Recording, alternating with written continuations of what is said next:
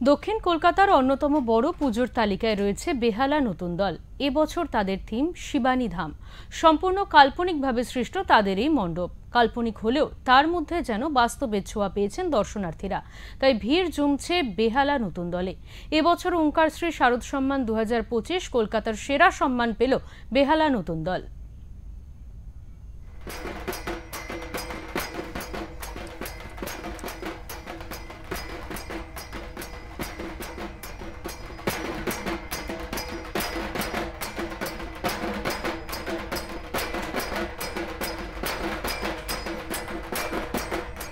দক্ষিণ কলকাতায় এই মুহূর্তে আমরা রয়েছি এবং দক্ষিণ কলকাতার অন্যতম একটি সবচেয়ে বলা যেতে পারে পরিচিত পুজো মণ্ডপ হলো বেহালা নতুন দল। এখানে কিন্তু প্রত্যেক বছরই প্রচুর মানুষ এখানে এসে সমাগম করেন এবং তারা কিন্তু এখানকার যে মণ্ডপ সে মণ্ডপ তারা ভীষণ পছন্দ করেন বলেই কিন্তু এখানে প্রত্যেক বছর মানুষের ভিড় জমে যায়। ঠিক এবছরও যেটা দেখা যাচ্ছে যে প্রচুর মানুষ কিন্তু ইতিমধ্যেই মণ্ডপে এসেছেন এবং রীতিমতো এখানে এক প্রকার গিজগিজ করছে বলা যেতে পারে মানুষজন। এবছর বেহালা নতুন দলের যে থিম তা হচ্ছে শিবানী ধাম।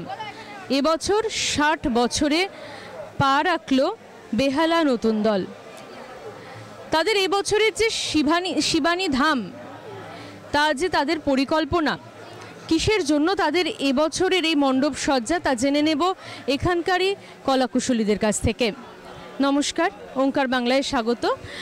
আপনাদের এবছরের থিম আপনারা রেখেছেন শিবানী ধাম। ঠিক কোন ভাবনা চিন্তা থেকে আপনাদের এই থিম?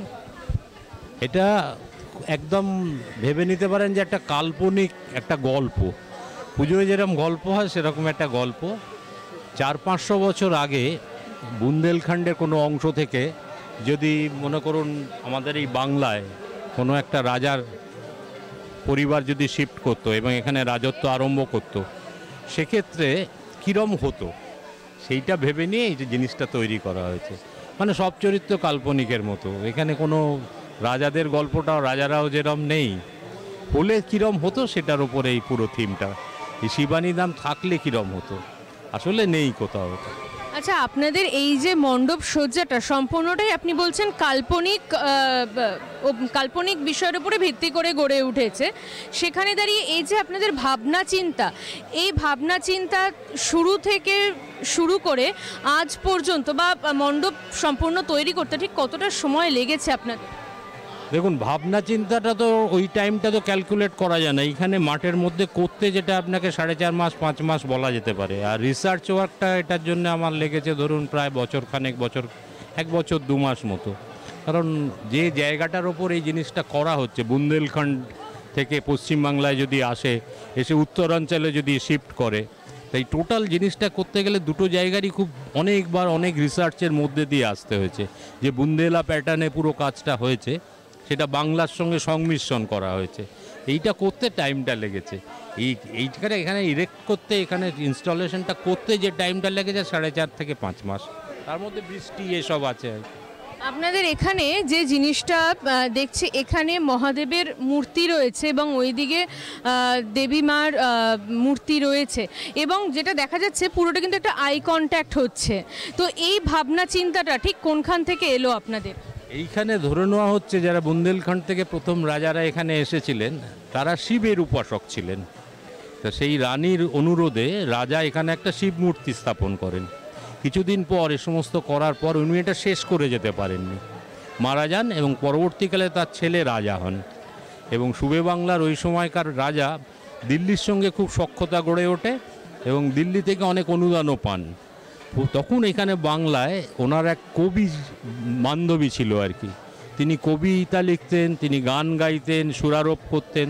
তার এই এত খ্যাতি দিল্লি অবধি পৌঁছয়। হঠাৎ একদিন তিনি রাজাকে অনুরোধ করেন, মানে ওনার ছেলেকে আর কি, যে বলেন যে এখানে আমি স্বপ্নাদেশ পেয়েছি, আমাকে এখানে শিবের উল্টো দিকে শিবানীর মন্দির গড়ে দিতে হবে। শিবানী দুর্গার আর একটা নাম। সেই থেকে শিবানীর মন্দির প্রতিষ্ঠিত হয় এবং স্বপ্নে উনি যেরকম দেখেছিলেন দেবীকে, যে কল্পনা করেছিলেন, সেটা শিল্পীদের বলে। শিল্পীরা সেই অনুযায়ী ওটা বানায়। সে রাজারাও আজকে নেই, সে দিনও শেষ হয়ে গেছে, কিন্তু পুজোটা এখনও কন্টিনিউ করছে এইরকম। অর্থাৎ একটা কাল্পনিক বিষয়ের ওপর ভিত্তি করে এত সুন্দরভাবে যে একটা মণ্ডপ সজ্জা তৈরি করা যায় সেটা সত্যি ভাবা যায় না। সত্যি এই ভাবনাটা অন্য রকম একটা ভাবনা। তার কারণ এখানে যে সকল মানুষেরা আছেন, উপস্থিত হয়েছেন, তারা প্রত্যেকেই হয়তো মনে করছেন সত্যি হয়তো শিবানী ধাম বলে এই ভারতের বুকে কোনো একটা জায়গা রয়েছে যার অনুকরণে হয়তো এই মণ্ডপটা আজকে তৈরি হয়েছে, কিন্তু সেটা নয়, সম্পূর্ণটাই কাল্পনিক। এই কাল্পনিক ভিত্তিক ভাবনা চিন্তাকে কেন্দ্র করেই তৈরি হওয়া বেহালার নতুন দলের শিবানী ধাম, যা 60 বছরে পদার্পণ করলো। সমস্ত ভাবনা চিন্তাকে কুর্নিশ জানায় ওঙ্কার বাংলা। তাই কলকাতার সেরা পুজো মণ্ডপগুলির মধ্যে একটি পুজো মণ্ডপ বেহালা নতুন দল, এমনটাই কিন্তু নির্বাচন করেছে ওঙ্কার বাংলা। আপনাদের সকলকে অনেক অভিনন্দন। আপনারা ওঙ্কার বাংলার পক্ষ থেকে কলকাতার সেরা পুজোর শিরোপা পাচ্ছেন। অনেক ধন্যবাদ আপনাদের, অনেক শারদ শুভেচ্ছা। এটা পেয়ে ক্লাবের সদস্যরা নিশ্চয়ই গর্বিত হবে। আপনাদের অনেক অনেক ধন্যবাদ। আমাদের ওঙ্কার বাংলার সদস্যরা তারা কিন্তু ওনাদের হাতে তুলে দিচ্ছেন এই স্মারক। ওঙ্কার শ্রী শারদ সম্মান 2025 উঠে গেল। কলকাতার সেরা স্মারক সম্মান উঠে গেল বেহালা নতুন দলের হাতে।